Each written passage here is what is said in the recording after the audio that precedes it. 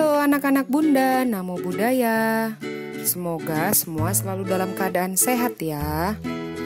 Pada pembelajaran kali ini bersama dengan Bunda Dewi di tema 1 subtema 3, lingkungan dan manfaatnya. Apakah kalian sudah siap untuk belajar hari ini? Yuk, mari kita mulai saja.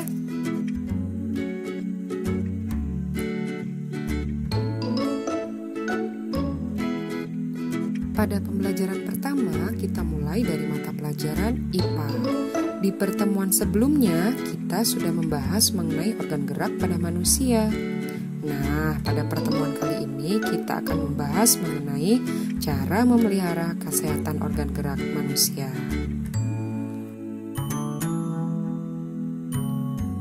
Adapun cara yang dapat kita lakukan untuk memelihara kesehatan organ gerak manusia diantaranya duduk dengan posisi tegak. Nah, kalian bisa lihat seperti di gambar. Cara duduk yang benar adalah gambar pertama, yaitu duduk dengan posisi tubuh yang tegak. Sementara gambar kedua adalah cara duduk yang salah, yaitu duduk dengan kondisi badan yang membungkuk. Selanjutnya, tidur dengan posisi telentang atau miring dengan posisi tubuh diluruskan.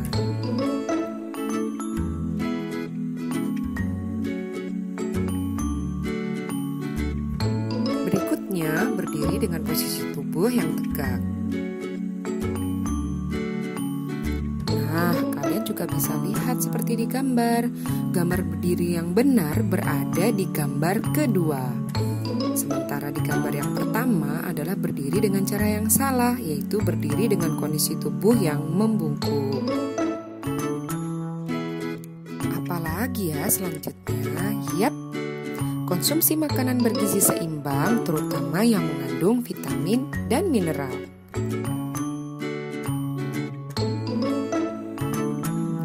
Kalian juga bisa lihat anak tersebut menu makanannya cukup lengkap ya.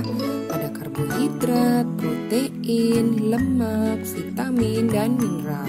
Tentunya makanan tersebut sangat baik bagi kesehatan tubuh dan terkhusus bagi kesehatan tulang kalian.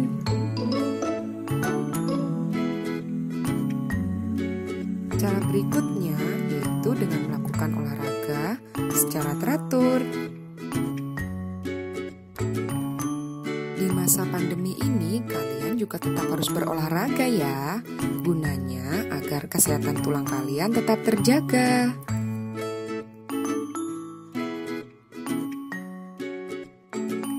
Jika di awal tadi Bunda sudah membahas mengenai cara memelihara kesehatan organ gerak manusia, selanjutnya Bunda akan membahas mengenai gangguan pada organ gerak manusia. Perlu kalian ketahui bahwa posisi tubuh ternyata dapat mempengaruhi kesehatan tulang loh. Posisi duduk yang salah dapat menyebabkan gangguan pada tulang belakang kalian. Coba kalian perhatikan gambar tersebut. Adakah siswa yang duduk dengan cara yang benar? Ada atau tidak ya? Ya. Benar sekali, siswa yang duduk dengan cara yang benar berada pada urutan ketiga, yaitu siswa perempuan. Siswa perempuan duduk dengan posisi yang tegak.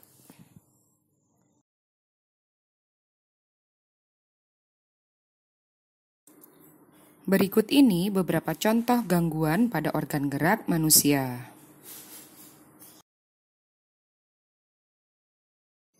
Nah, kalian bisa lihat anak tersebut mengalami gangguan organ gerak yang disebut dengan kifosis. Kifosis adalah kelainan tulang belakang yang melengkung ke depan sehingga seseorang yang mengalaminya akan menjadi bungkuk. Jika seseorang mengalami kifosis, maka bisa terlihat adanya punuk pada punggung bagian atas. Kifosis dapat menyebabkan tekanan berlebih pada tulang belakang sehingga menyebabkan rasa sakit. Hal ini juga dapat menyebabkan kesulitan bernapas karena tekanan akan tertuju pada paru-paru.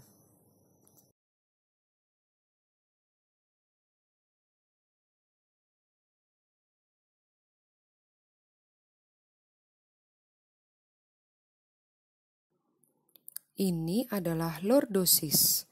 Lordosis adalah gangguan tulang belakang pada punggung bawah yang memiliki kelengkungan berlebihan. Ciri penderita lordosis yaitu punggungnya lebih rendah serta perut dan bokong terlihat lebih menonjol. Hal ini dapat menyebabkan tekanan berlebih pada tulang belakang dan menyebabkan rasa sakit.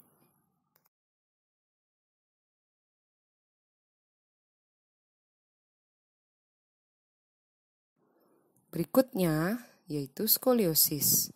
Skoliosis adalah melengkungnya tulang belakang ke arah samping.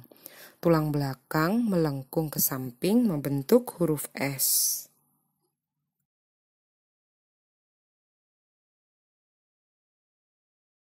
Nah, ada lagi nih gangguan pada otot manusia. Gambar pertama diilustrasikan seperti kaki yang tertancap paku. Gangguan apa ya yang dialami pada gambar di samping? Ya, tetanus. Tetanus merupakan suatu kondisi ketegangan otot yang terus-menerus karena terdapat luka yang terinfeksi oleh bakteri Clostridium tetani. Penyakit tetanus dapat dicegah dengan melakukan vaksin DPT. Apa ya vaksin DPT itu? Vaksin DPT adalah vaksin difteri, pertusis, dan tetanus. Vaksin DPT kalian peroleh pada saat anak-anak dan diberikan sebanyak 5 kali. 3 pemberian pertama pada usia 2 bulan, 3 bulan, dan 4 bulan. Pemberian keempat pada usia 18 bulan dan pemberian kelima pada usia 5 tahun.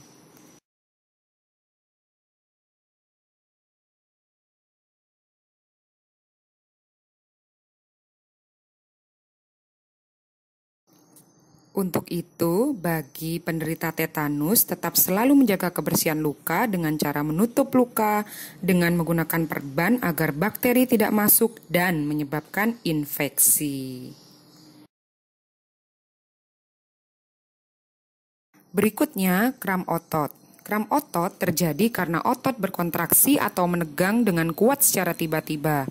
Kram dapat berlangsung beberapa menit dan seringkali terjadi pada kaki. Beberapa cara yang dapat dilakukan untuk menangani kram adalah mengompres bagian yang kram dengan air hangat dan melakukan pemijatan.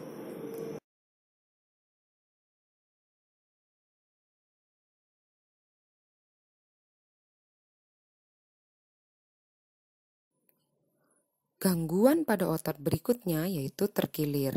Terkilir adalah cedera yang terjadi saat pergelangan kaki berputar atau terpelintir dalam posisi yang salah, sehingga mengakibatkan ligamen yang menahan persendian pergelangan kaki menjadi meregang atau sobek. Cara menangani kaki yang terkilir yaitu dengan mengistirahatkan pergelangan kaki yang cedera dan mengompresnya dengan air es.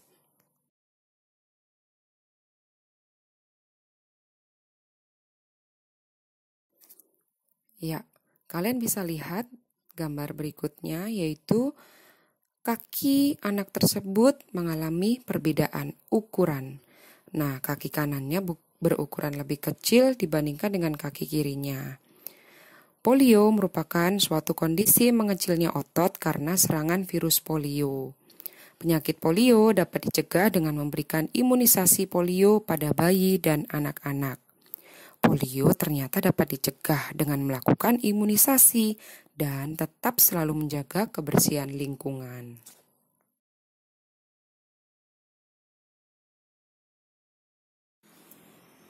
Tetap semangat anak-anak Bunda. Yuk kita lanjut ke mapel PPKN. Pada pembelajaran PPKN kali ini kita akan membahas mengenai penerapan nilai-nilai Pancasila dalam kehidupan sehari-hari. Kalian juga bisa membuka buku paket kalian halaman 88 ya.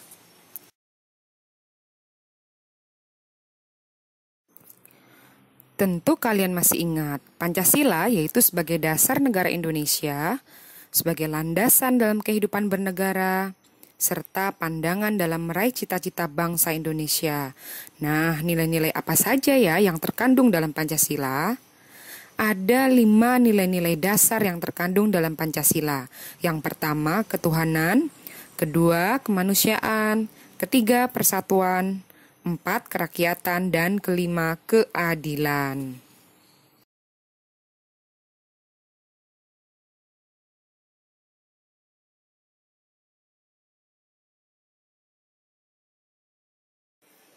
Yuk kita simak mulai dari penerapan sila pertama. Contoh penerapan sila pertama yaitu 1. Saling menghormati kebebasan dalam menjalankan ibadah sesuai dengan agama dan kepercayaannya masing-masing. 2. Percaya dan takwa terhadap Tuhan Yang Maha Esa.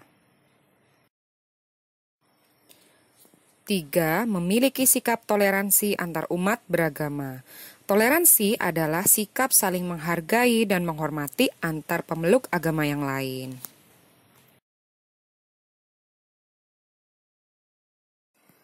Berikutnya, penerapan sila kedua. Yang pertama, mengakui persamaan derajat, persamaan hak, dan persamaan kewajiban antara sesama manusia. 2. Menjunjung tinggi nilai kemanusiaan. 3. Tidak semena-mena terhadap orang lain. Nah, contoh pada penerapan sila kedua, kalian bisa lihat seperti di gambar, yaitu adanya kegiatan bakti sosial. Dengan adanya kegiatan bakti sosial, setidaknya bisa membantu orang-orang yang mengalami kesusahan atau kesulitan. Penerapan sila ketiga. 1. Menempatkan persatuan, kesatuan, dan kepentingan bangsa atau negara di atas kepentingan pribadi dan golongan. 2. Rela berkorban untuk kepentingan bangsa. 3. Cinta tanah air dan bangsa. Kalian bisa lihat pada gambar penerapan sila ketiga. Kita mulai dulu dari gambar yang pertama. Pada gambar pertama, anak-anak begitu bangga mengenakan pakaian adat dari berbagai wilayah yang ada di Indonesia. Tentunya hal tersebut merupakan wujud dalam mencintai tanah air Indonesia. Pada gambar yang kedua yaitu Bapak Presiden Jokowi sedang melihat-lihat proses pembuatan batik. Kalian pasti tahu dong bahwa menggunakan batik atau menggunakan produk dalam negeri merupakan salah satu wujud dari penerapan sila ketiga. Nah, gambar yang ketiga yaitu gambar kegiatan gotong royong. Kegiatan gotong royong selain dapat mempererat rasa persatuan dan kesatuan, tentunya juga dapat membuat pekerjaan yang berat terasa lebih ringan.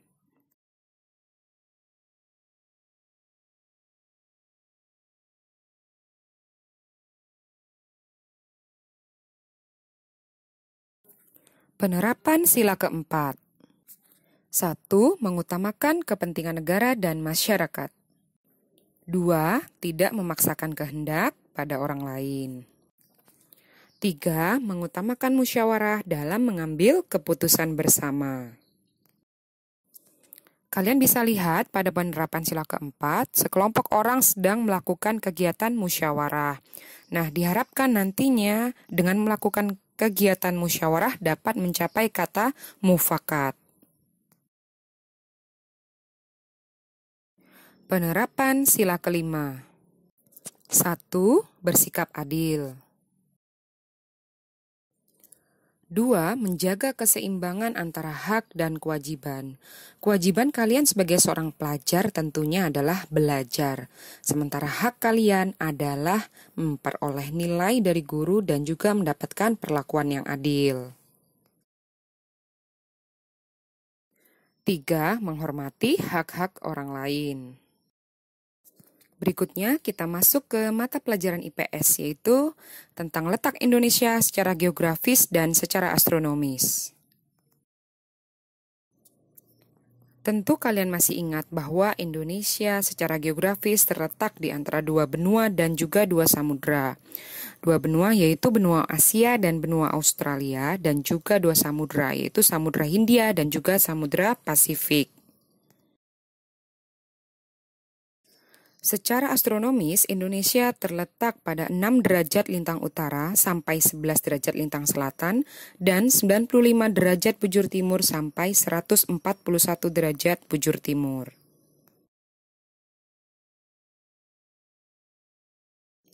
Kalian bisa lihat pada peta Indonesia berikut. Karena letak Indonesia yang begitu strategis, sehingga memberikan pengaruh bagi keragaman yang ada di Indonesia. Faktor apa saja ya yang mempengaruhi keragaman budaya di Indonesia? Yuk kita cari tahu. 1. Letak strategis wilayah Indonesia. Seperti kalian ketahui bahwa Indonesia terletak di antara 2 benua dan juga 2 samudera. Hal ini mengakibatkan wilayah Indonesia menjadi jalur perdagangan internasional. Akibatnya, pedagang-pedagang dari luar Indonesia banyak yang singgah di Indonesia dan menyebarkan kebudayaan dari negara asalnya di Indonesia.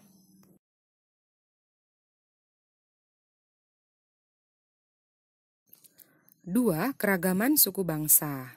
Negara Indonesia terdiri atas beribu-ribu pulau. Dahulu, masyarakat di beda pulau tidak terhubung sehingga setiap masyarakat di kepulauan mengembangkan budaya mereka masing-masing. 3. Perbedaan kondisi alam. Kondisi alam yang berbeda seperti daerah pantai, pegunungan, dataran tinggi, dan juga dataran rendah mengakibatkan perbedaan kebiasaan dalam masyarakat. Nah, perbedaan kebiasaan tersebut akan menimbulkan keragaman budaya di dalam masyarakat. Misalnya, perbedaan adat istiadat berupa upacara pernikahan, kelahiran, kematian, dan sebagainya.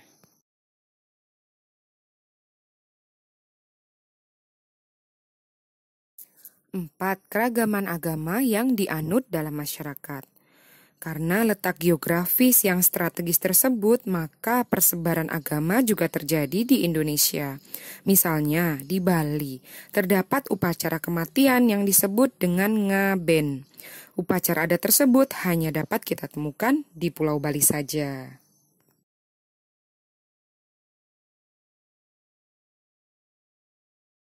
Nah, Bunda mau mereview materi yang sudah Bunda sampaikan dari awal hingga akhir tadi. Mau ngapain ya Bun kita? Nah, Bunda mau melakukan uji kemampuan. Yuk kita uji kemampuan dulu. Nah, kalian bisa lihat pada gambar yang pertama. Kelainan tulang belakang yang melengkung ke depan sehingga seseorang yang mengalaminya akan bungkuk disebut apa ya? Ya, benar, kifosis. Nah, tentu kalian masih ingat, penyakit tetanus dapat dicegah dengan melakukan vaksin? Ya, DPT, vaksin DPT. Kegiatan gotong royong seperti gambar di samping merupakan contoh penerapan sila ke... Ya, 3. Secara geografis, Indonesia terletak di antara 2 benua dan 2 samudra, yaitu, ayo diingat-ingat lagi. Benar, yaitu benua Asia dan benua Australia serta Samudra Hindia dan Samudra Pasifik. Salah satu faktor yang mempengaruhi keragaman budaya di Indonesia adalah ya, diantaranya ada keragaman suku bangsa, perbedaan kondisi alam, keragaman agama yang dianut, dan letak strategis wilayah Indonesia. Wah, tidak terasa pembelajaran kita hari ini. Demikian pembelajaran daring hari ini. Tetap semangat dan selalu jaga kesehatan ya anak-anak Bunda.